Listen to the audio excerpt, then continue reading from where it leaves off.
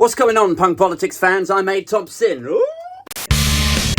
As every hour turns into a day and every day turns into a week, we are inching closer, more and more aggressively, into winter. That means traditionally, things are getting darker and colder, although thanks to climate change, I am still able to walk around outside in just a shirt.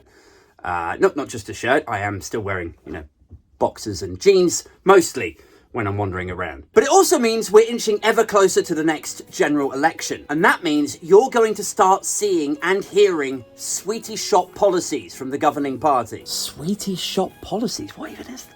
Sweetie shop, like the deal sweeteners. They're supposed to draw you in. That's where all this talk of tax cuts is coming from. When you consider that currently your deal is tripled energy bills, mortgages have gone up by hundreds of pounds every month, private rents have gone up by hundreds of pounds every month, food inflation is out of control, childcare is insane. There's no places for your mum at the social care facility, your son's classroom just crumbled, you got kids climbing out of the rubble like a war zone. That is your deal right now. Now, I think we can all agree it would take a lot to fix that, to give you a better deal. But, something that might sweeten it a little bit is a tax cut. Give you a little bit more back. Keep a few more pennies in the pocket. Now, what is this likely to look like, actually, in reality? Well, you might see VAT taken off or reduced on certain items. You're probably going to hear about a penny being given back to those on the lowest incomes. Which sounds really generous, right? The people who need it the most are getting a little bit more of their money back. But the important thing, as ever, is to contextualize all of this. So the first thing, whatever tax cut they announce, here's what you do.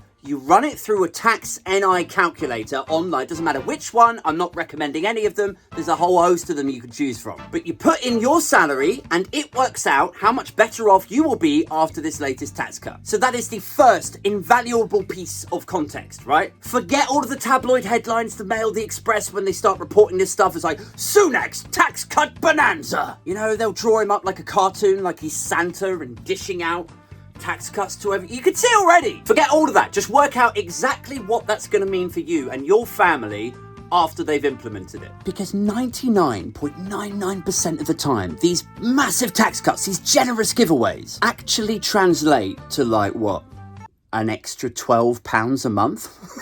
So there's that. That is the first layer of context. The second layer of context is to really consider how much more expensive your life has become in the last 5 years. Forget the whole 13, just stay within recent history. How much more expensive has living become for you in the last 5 years? My electricity bill used to be £127. Now it's £350 a month. My mortgage used to be £700 a month. Now it's almost £1,200 a month. Food that used to cost 100 quid is now 150 quid. So that's 500 on the mortgage, 200 on the energy, an extra 50 on the food. That's £750 a month. Well, thanks to Rishi's tax cut bonanza, you're going to be £12 a month better off, eh? Oh my God, wow! I've won the lottery! Is there a pub or something somewhere in London I can spend that on 2 pints to celebrate? Because I think that might work for me. I think with 2 pints of alcohol in my system, I might be able to successfully self-medicate myself into forgetting how terrible the rest of my life is. Temporarily. That's what you're going to start seeing. You've got sweetie shop policies that will be misrepresented, amped up, overhyped, sold back to you as though it's something that's going to solve all of your problems. But I can almost guarantee that it won't. I mean, I suppose they're not as bad as some of the policies that get floated and promoted. At least with a tax cut, there is some chance that you might benefit from it in some capacity. The ones that really wind me up are the things like inheritance tax. Like, who would be benefiting, really, in objective reality, if they completely abolished inheritance tax? Who would that benefit? Like, everybody likes to think that they're going to inherit some money off their parents when they pass away. Steve Coogan once referred to it as the older bereavement dividend. But everyone loves to think that when their mum or dad does finally move on into the afterlife, that they will bequeath, 50 grand or 100 grand or something. The reality is that thanks to these specific people who are talking about abolishing inheritance tax, thanks to their total mismanagement of public services, the public coffers and the social care industry are so monumentally messed up. But now it's like for most people in that age bracket, right, let's say they got a 300 grand house or a 500 grand house. They get old, they need some care, they sell up their home, and that big chunk of money, maybe it pays for a little cruise here, or a flight over to your uncle who they never get to see. But most of that money will go on their care home. Like I've said it before, and I'll say it again to you now, most people out there die broke. Even the people next door who you think are doing really well for themselves, they die broke too. Most people just trudge along with their job in Tesco's or a call centre, or they're a teacher or a nurse or a yoga instructor, and they make just enough money to get by. That is most people out there now. Then you've got a little sort of a tier above that. I guess you would call them like the sort of traditional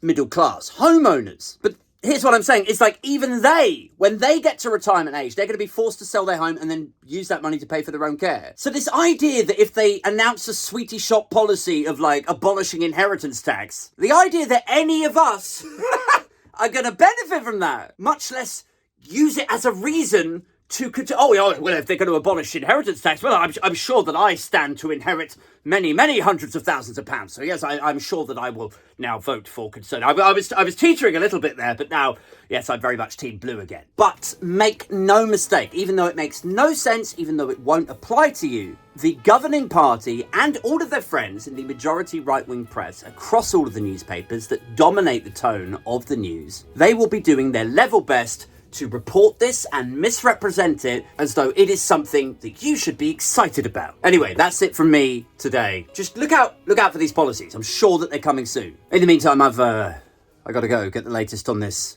inquiry thing. I tell you what, if I'd known that all of these messages were going to get read out in that sort of, court setting, I would have gone on the dark web and found Boris Johnson's number and then texted him some stuff to try and get him in even more trouble. Prime Minister, me and the rest of the Illuminati are meeting at the secret pizza restaurant at 4. Join us then to talk about how we're going to take down a deep state. Anyway, peace.